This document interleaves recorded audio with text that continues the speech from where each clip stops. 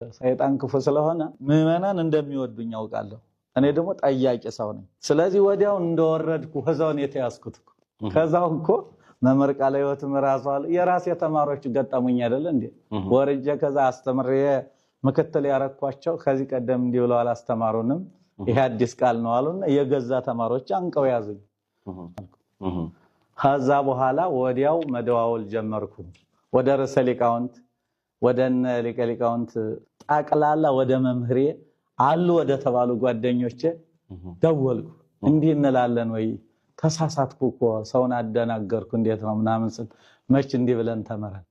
በተለይ መምህሬን መምህር ወልደ ጊዮርጊስ ጸጋው መስካየዙን አንደወልኩና አስተያየቃቸው እና አካላት አልኩ እንጂ ጾታ አስተምሬያለሁ ወይ አሉኝ።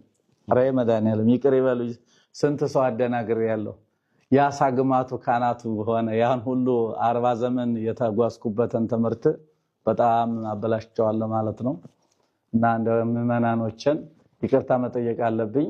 አደናግሬያቸው ህዝብ ይወደኛል አውቃለሁ እኔ በሚገባ።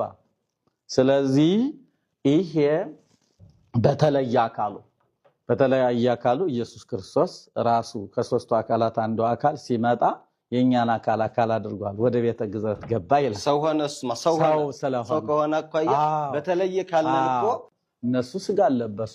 ስለዚህ በሶስትነቱ በስላሴነቱ ጾታ አንናገርም።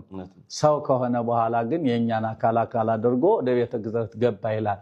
ከዛ ጋር ተያይዞ ነው ያደናገረኝ እንጂ አንናገርም። ለስላሴ ለመላእክት ለነፍስ ጾታ አንናገርምና የኔ 100% ስህተት ነው። የኔ 100% ስህተት ነው በቃ።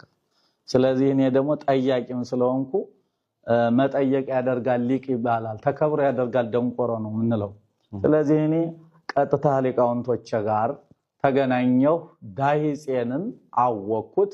ስለዚህ ቤተክርስቲያኒቱ አባቶች የማይሉትን ኦርቶዶክስ ተዋሕዶ ቤተክርስቲያን ማትናገረውን ተናግሬ ሲኦል መውረድ አልፈልግም። ስንት ዘመን የተማርኩትን ትምህርት ልበክለው ስለማልችል በዚህ ቃል የተደናገራችሁ ምዕመናን የተዋሕዶ ተከታዮች የኔ ዳሂጽ እንደሆነ ልታውቁልኝ ፈልጋለሁ። ይሄን ነው ማለት ለምዕመናን መብለው ለሊቃውንቱም ለምኑ ሁሉ ይሄ የኔ ዳሂጽ እንጂ የቤተክርስቲያኒቱ ትምህርት አይደለም። አሕዛብ አያገባው መናፍቃን ማያገባቸው በቤተክርስቲያኒቱ ውስጥ ጣልቃ አይገቡ።